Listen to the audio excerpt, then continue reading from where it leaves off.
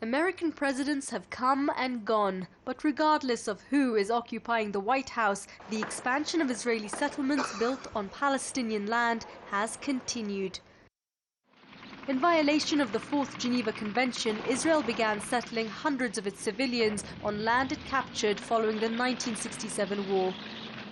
Then US President Lyndon Johnson opposed the policy, calling it an obstacle to peace. The phrase caught on and was used by subsequent US leaders. But like Johnson, Presidents Nixon and Ford did nothing to pressure the Israelis to stop. By 1977, there were nearly 58,000 Jewish settlers on Israeli-occupied land in the West Bank, Gaza, Sinai, and the Golan Heights.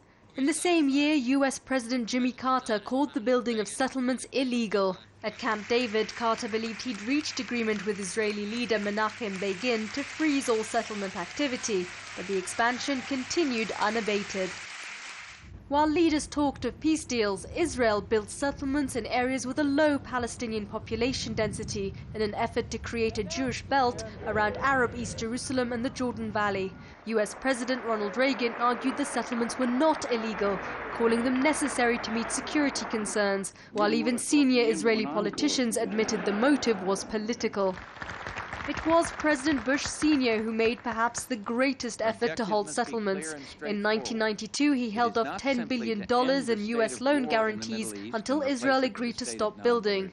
Israel announced a freeze on new settlements. The loan was released, but they continued expanding the existing settlements. By the time Bush left office, around 270,000 Jewish settlers were occupying land which, according to international law, was Palestinian.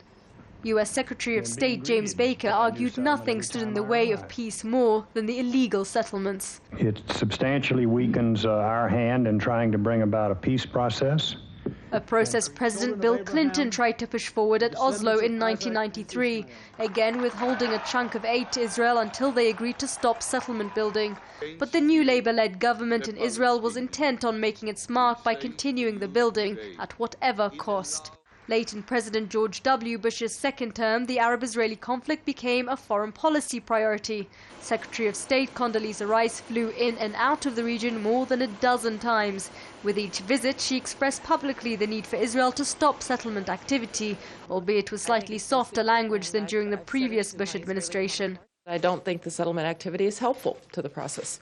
All Jewish settlers have been removed from the Gaza Strip, but in and around the occupied West Bank, almost 500,000 remain. It means around 9% of the total Israeli Jewish population now live illegally on Palestinian land. In the last 41 years, almost every US president has called the settlements an obstacle to peace. Yet that's done nothing to change the reality on the ground, as Israel continues to use the settlements to change boundaries, strangling the future Palestinian state world leaders say is at the heart of any peace deal. Sherine Tadros, Al Jazeera, Jerusalem.